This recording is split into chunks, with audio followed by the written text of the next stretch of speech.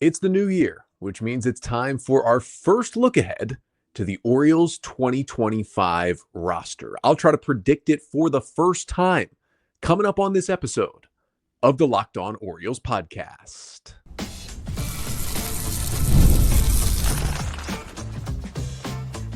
You are Locked On Orioles, your daily Baltimore Orioles podcast. Part of the Locked On Podcast Network, your team every day. Hey there, Orioles fans. Today is Wednesday, January 1st, 2025, and welcome back into the Locked On Orioles podcast, part of the Locked On Podcast Network, your team every day. As always, I'm your host, Connor Newcomb, and coming up on this New Year's Day episode, I'm going to take my first crack at predicting the Orioles 2025 opening day roster. Now, I know most likely their offseason is not done. They still got a couple of months plus to add to this roster. But we're going to look at exactly who is on this roster right now. The guys on the 40-man, plus some of those minor league deals with Major League Camp invites as well, and try to predict the 13 hitters and the 13 pitchers among the players here right now who would be on the Orioles opening day roster, and then take a look at, okay, once we've done that, what do they still need to do this winter? But that's all coming up on this episode of the Locked On Orioles podcast, which is brought to you by FanDuel. The NFL playoffs are almost here, but it's not too late to get in on the regular season action with FanDuel, because right now new customers can finish the season strong with $250 in bonus bets if your first $5 bet wins. Just visit FanDuel.com to get started today.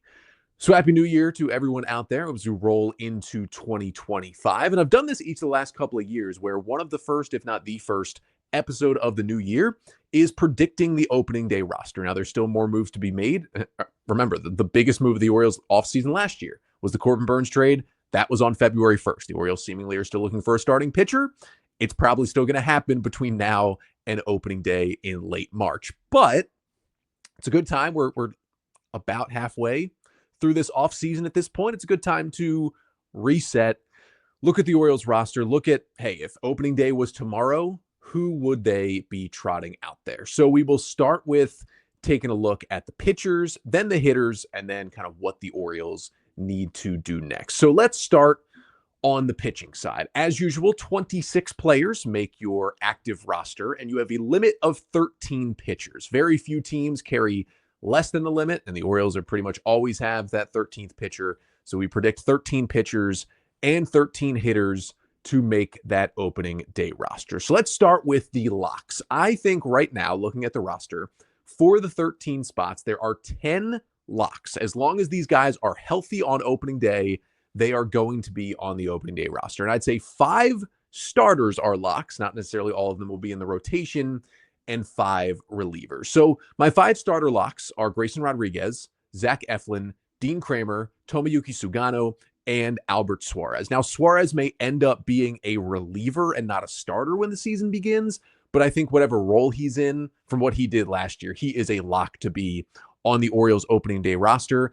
And I don't imagine the Orioles will add more than one more starter this offseason. And because of that, Rodriguez, Eflin, Kramer, Sugano, I think all 4 of them are locked in to be in the 5-man starting rotation to begin the year. That 5th spot could go to a couple of different guys. Suarez will be in the mix, but I definitely think he will be on the roster. And then for the relievers, I think there are 5 of them who are also locked to this roster if they're healthy. Everything we've heard is that Felix Bautista will be good to go for opening day, so he's on there. Yennier Cano, Seranthony Dominguez, Gregory Soto, and Cionel Perez would be my 5 reliever locks. Obviously, the Orioles hope to get back to that 1-2 punch of Cano and Bautista at the back end of games. Dominguez and Soto coming over in trades last year were maybe the Orioles' best 2 relievers down the stretch. And Cionel Perez has just been so important for the Orioles for the past 3 seasons. They continue to hold on to him. He's got a spot in that bullpen. So basically, there are 3 spots remaining on this roster.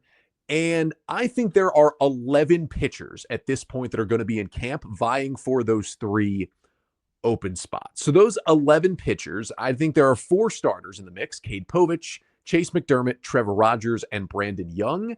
And then there are 7 relievers in that mix as well: Brian Baker, Keegan Aiken, Luis Gonzalez, Colin Selby, Matt Bowman, Cade Stroud, and Thaddeus Ward. I would all put in that category. Just a reminder on some of these guys. Povich came up and made a good chunk of starts at the end of the year. Chase McDermott, one of the Orioles' top pitching prospects, made his one-start major league debut last year. Trevor Rogers came over in the trade from the Marlins at the deadline. Didn't go super well. He got demoted to AAA, but the Orioles have been working on things with him this offseason. And then Brandon Young was great in AAA last year as a starter and got added to the 40-man roster this offseason. For the relievers, we know Brian Baker and Keegan Aiken pretty well. Luis Gonzalez, a lefty, a veteran who is in his second stint with the Orioles organization, but was added to the 40-man roster this offseason.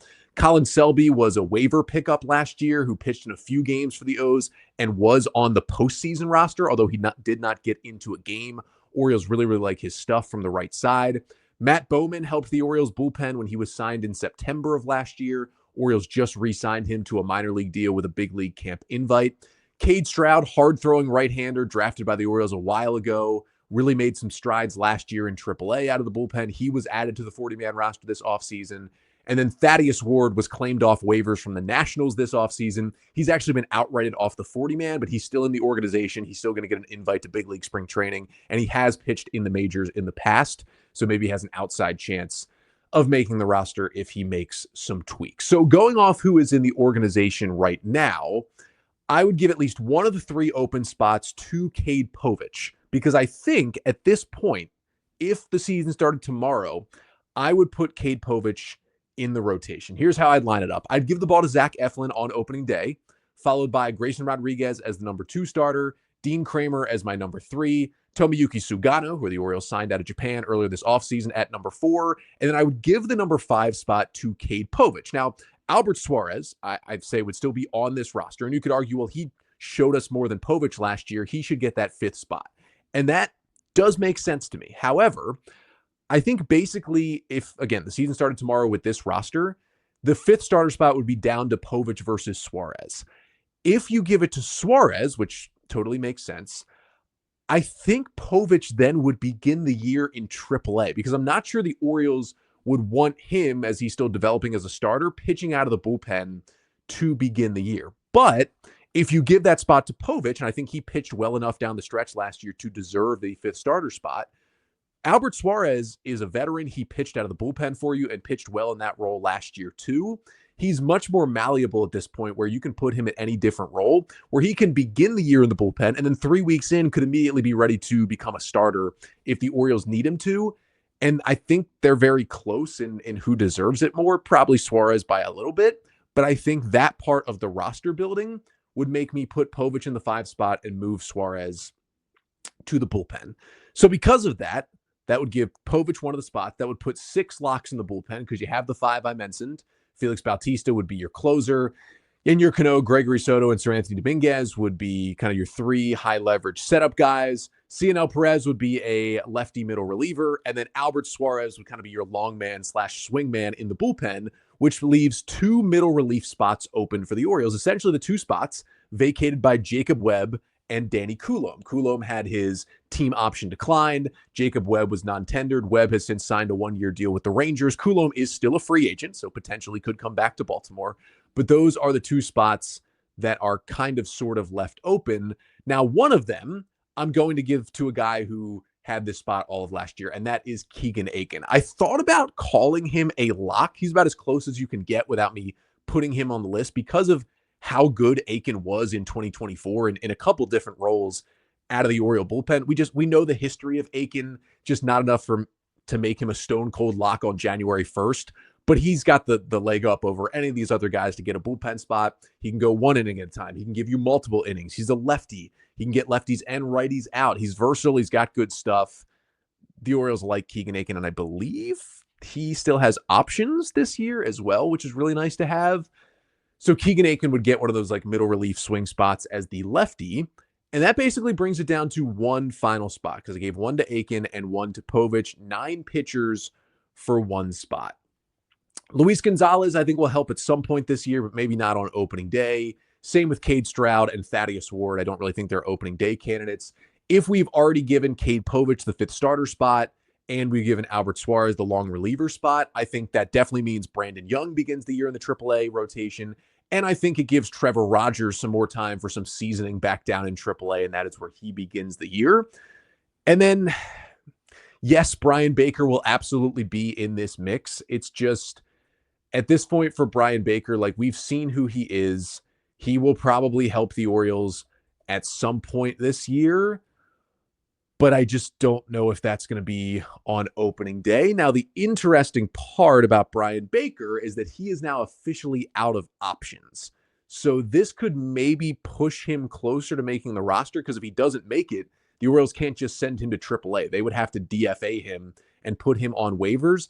I just think at this point with Baker, the time's kind of run out, and he will probably end up on waivers at some point before opening day. It could be earlier this offseason if the Orioles do need to make a move. So basically, I'm down to 3 guys for one spot: Matt Bowman, Colin Selby, and Chase McDermott for that one spot. I love Chase McDermott, especially as a reliever, but I think the Orioles will have the easy chance of allowing him to continue to develop as a starter. So I believe they will just start him at AAA again in the rotation. He did finish 2024 with an injury, so they want to make sure he's healthy before calling him up. So it's basically Colin Selby versus Matt Bowman for that final bullpen spot right now. And it's interesting because that was the argument throughout September last year. Selby came up and was really, really good, then went back to AAA. They signed Bowman. He was still good, but didn't have the upside Selby had. Bowman kept his roster spot all through September, but then in October, the Orioles brought back Selby right at the end of the season, and they gave him the final postseason bullpen spot and left Bowman off the roster. And because Selby also has better stuff, and because Bowman's on a minor league deal, you can just begin him in AAA Norfolk if he doesn't opt out. I am giving the final bullpen spot at this point to Colin Selby. It's a good fastball, really, really good breaking stuff, like nasty breaking stuff. He's got some of the best stuff in that Oriole bullpen. I think he honed it at the end of last year. The O's really, really like what they have in Selby, and I think he would get that final bullpen spot. So to run it down, my predicted pitchers on the roster: rotation is Eflin, Rodriguez, Kramer, Sugano, and Povich. And the bullpen is Bautista, Cano, Soto, Dominguez, Perez, Aiken, Selby, and Suarez, with basically those final roster bubble cuts being Matt Bowman and Chase McDermott. But let me know here on the Locked On Orioles YouTube page. Make sure to like, comment, and subscribe. And let me know in the comments if you think there should be some different arms, at least as of now, in that 13 that make the opening day roster. But there's probably more questions among the pitchers than the hitters, as there have been recently for the Orioles, but still questions about which 13 hitters would make this opening day roster. And this conversation is a little more pertinent because I think the Orioles will at least add another starter and maybe another reliever before this offseason is over. On the flip side, there's a good chance that they don't add any more hitters between now and opening day. So this is more of a conversation of what that roster really could and should look like by March. We'll talk about that coming up next. But first, this episode of the Locked On Orioles podcast is brought to you by FanDuel. The NFL playoffs are almost here, but it's not too late to get in on the regular season action with FanDuel, America's #1 sportsbook. Because right now, new customers can finish the season strong with $250 in bonus bets if your first $5 bet wins. FanDuel has so many ways for you to pick up a W. You can bet on which players will score a touchdown, how many points each team will score. It can be thrilling. So just visit FanDuel.com to join today. That is FanDuel.com for your chance at $250 in bonus bets. Make every moment more with FanDuel, an official sportsbook partner of the NFL.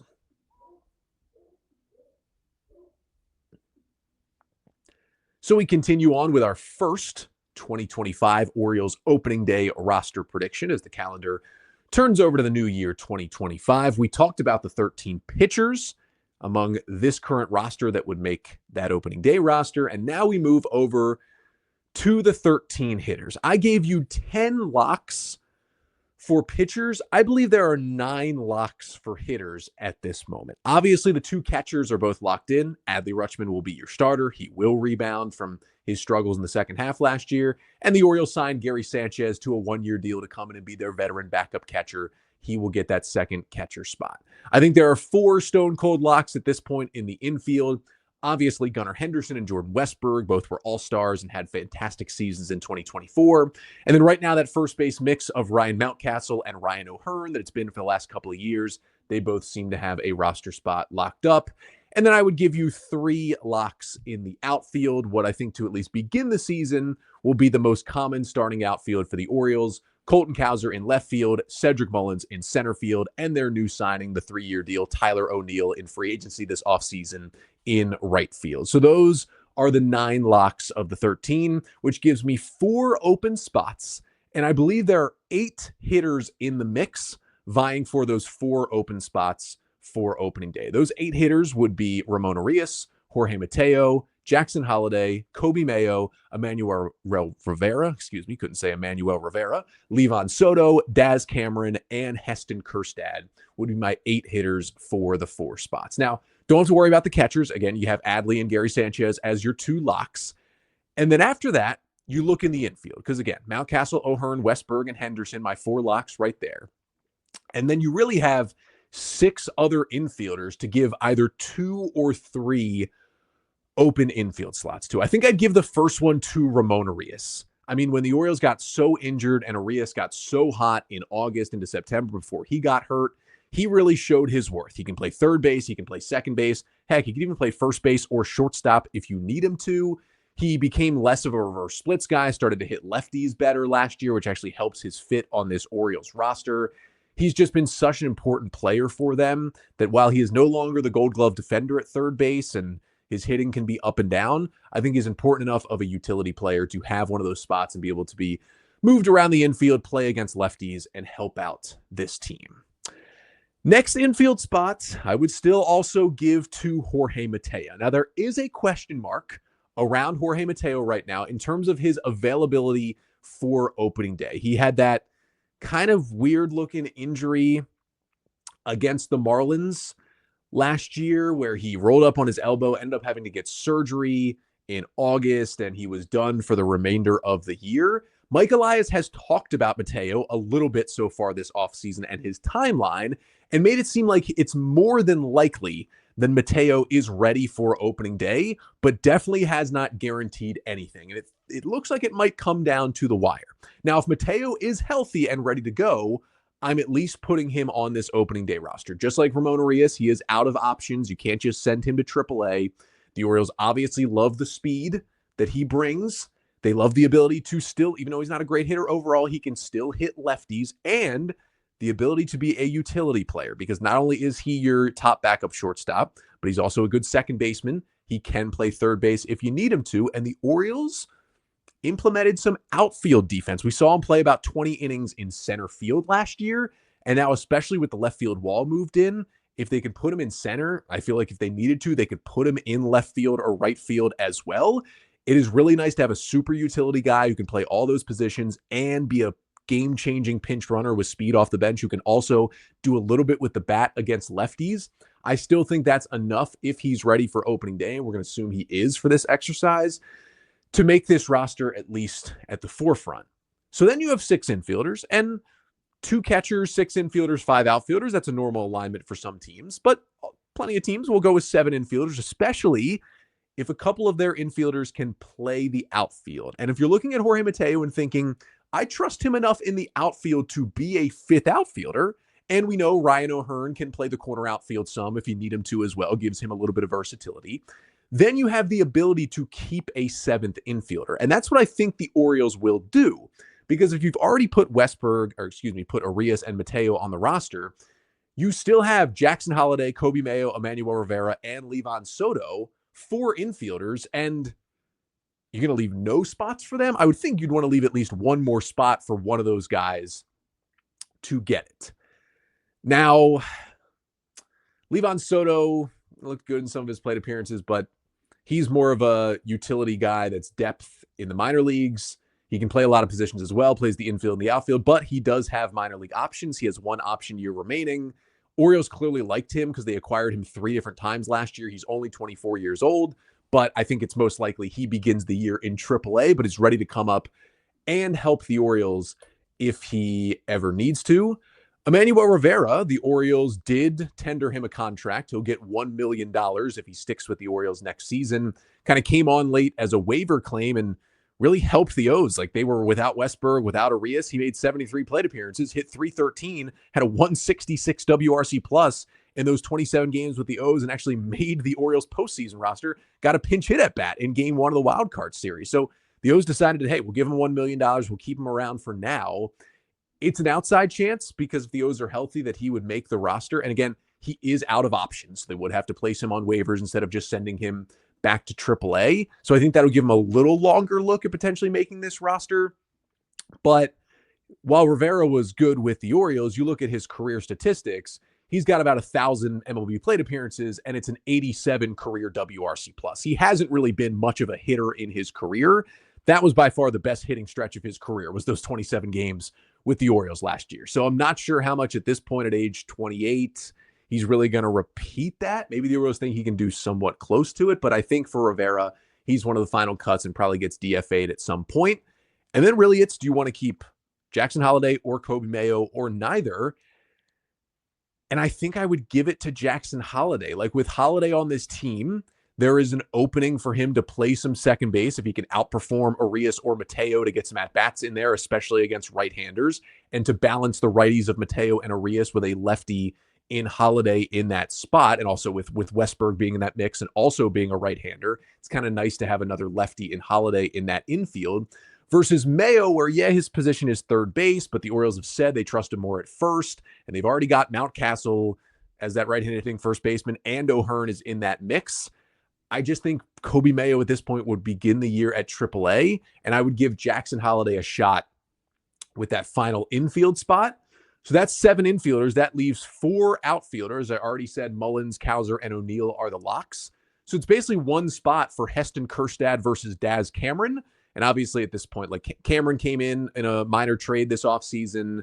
He's a guy who can hit lefties, can play the outfield. He's got some speed, former top prospect, drafted by the Astros when Mike Elias was there. He's already been in AAA with the O's a couple years ago, and he is out of options at age 27.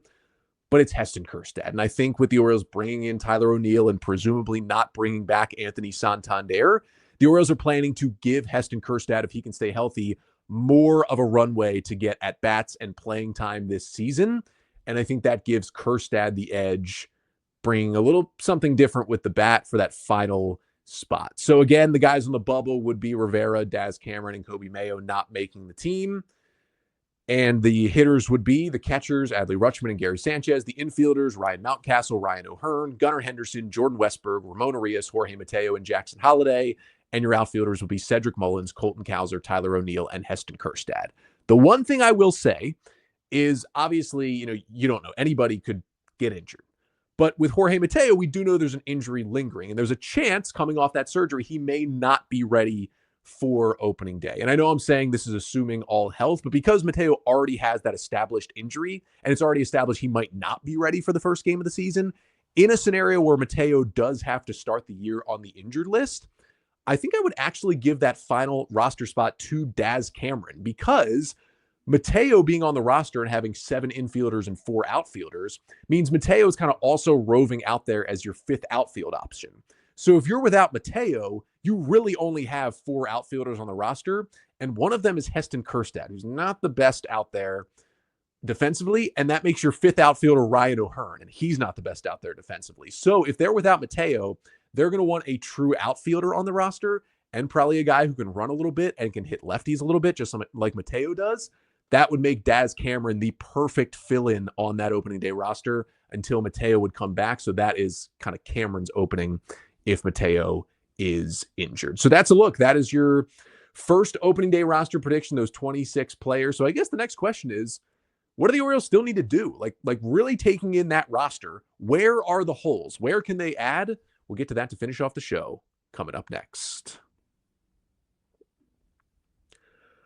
But first, this episode of the Locked On Orioles podcast is also brought to you by Game Time. Now, I love going to live events, whether it's sports, music, theater, or comedy. And one of my favorite memories was attending multiple Orioles games, really, last year. The energy and the excitement, they're unforgettable. But there's plenty of other things you can do, not just sports, concerts, comedy shows, all that good stuff. And now, Game Time has made it easier, even easier, to get tickets for your favorite events with their new feature, Game Time Picks. This feature filters out the fluff to show you only incredible deals on great seats, so you don't have to waste time searching through thousands of tickets. Now, recently, I was looking for tickets potentially for an upcoming Ravens game using the Game Time app, and with Game Time Picks, I found amazing deals and could even see the view from my seat before buying. And the super deal, particularly impressive, offering great seats at unbeatable prices. Plus, the app's all-in pricing shows the total cost upfront. No surprise fees at checkout. So take the guesswork out of buying tickets with Game Time. Download the Game Time app, create an account, and use code LOCKEDONMLB for $20 off your first purchase. Terms apply. Again, create an account and redeem code LOCKEDONMLB. That is LOCKEDONMLB for $20 off. Download Game Time today. What time is it? Game time.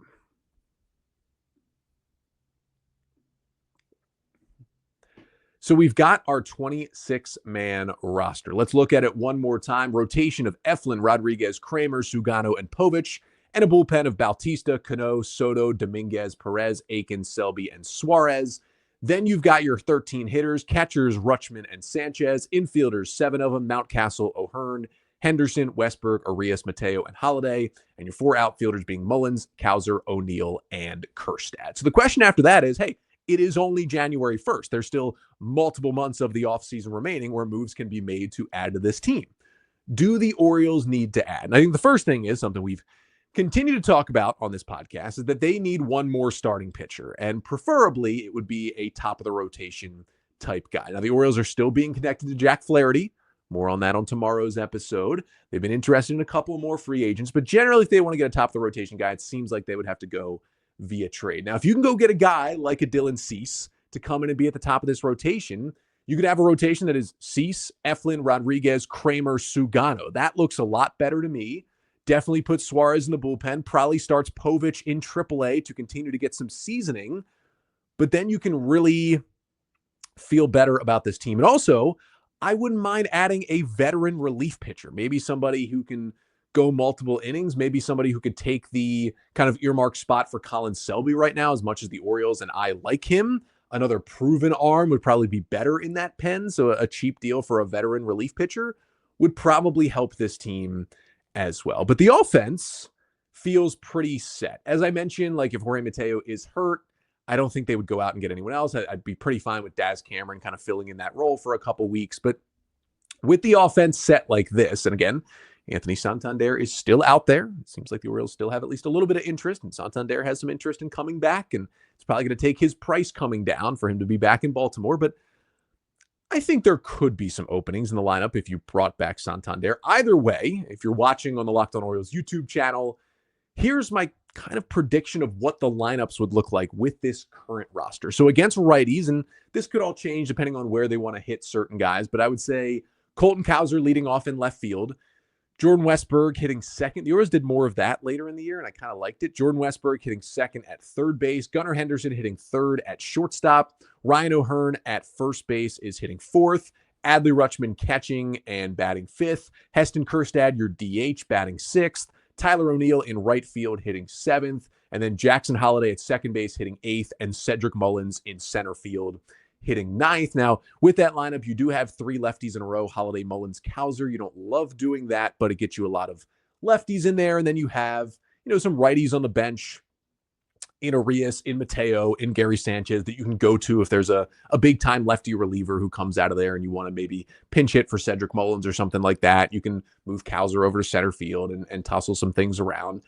And then the lineup versus lefties. Now, this is in a situation where Adley is still going to catch in one of these games. I would lead off Jordan Westberg against lefties playing second base, then Adley catching and hitting second. Still Gunnar Henderson at shortstop hitting third. That's where I'd move Tyler O'Neill up in the lineup. He's such a lefty masher, He moves up from 7th to 4th in that lineup playing right field.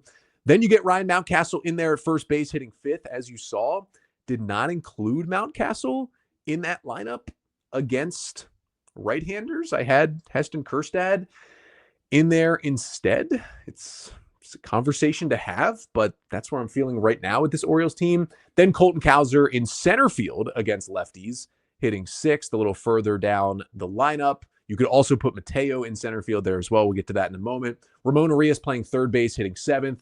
And then I have Heston Kjerstad DHing and hitting 8th against a lefty, with Jorge Mateo hitting 9th and playing left field. Now, if you feel like Mateo is better suited for center than left, perfectly understandable. You would just put Mateo in center and keep Cowser in left field in this lineup. Now, the one thing I'll say about the lineup versus lefties, a lot of the time when the Orioles face left-handed starters is probably when they will give Adley Rutschman a break. Now, they'll keep him in the lineup because last year Adley was a much better hitter against lefties than he was against righties. So they would keep him in the lineup as the DH, and they would have Gary Sanchez catch these games probably because, again, Sanchez in his career has been a much better hitter against lefties. That's where you can kind of deploy his bat. So in that sense, what I would do is literally I would just take Heston Kjerstad out of this lineup where he's hitting eighth and DHing. I'd make Adley the DH, still hit him second, and then I just slot Gary Sanchez right in there in the 8th spot as the catcher between Arias and Mateo in this lineup against lefties. And then as soon as those right-handed relievers come in, that's when you can deploy Ryan O'Hearn, Jackson Holliday, and Cedric Mullins off the bench who can all come in and play those positions as well. And again, these are things that could change. Ryan Mountcastle could be in more of a spot where he plays every day. Tyler O'Neill could be in less of that spot. Maybe he doesn't play against some righties. Maybe Jackson Holliday's not fully ready to play this much at the beginning of the season. Maybe, Jorge Mateo is not ready, or they don't trust both him and Arias in the lineup at the same time. Maybe there's not as much Heston Kjerstad. Like, there's a whole lot of questions here, but that at least is what I'm going with for now with those lineups. But again, let me know in the comments section what you think of the hitters, the pitchers, and those projected lineups and how you would change that just looking at what this Orioles roster looks like. And then, of course, what do you think they still need to do in these final couple months of the offseason? But that'll do it for today's episode. Thank you so much for tuning in. Happy New Year, everyone. The plan initially was to be back on Friday, but we may actually be back tomorrow with another episode because we got some Orioles rumors and a story in The Athletic on Monday. They're even further connected to a potential Jack Flaherty reunion. I've kind of been dancing around that, but let's really dive into Jack Flaherty on tomorrow's episode because he could come back to Baltimore. And then an interesting pitcher the Orioles also have reportedly showed interest in. Kyle Hart, the lefty who was the best pitcher in the KBO last year. Could he help the O's? We'll get to that coming up on tomorrow's episode. But until then, I'm Connor Newcomb, and this has been the Locked On Orioles podcast, part of the Locked On Podcast Network. Your team every day.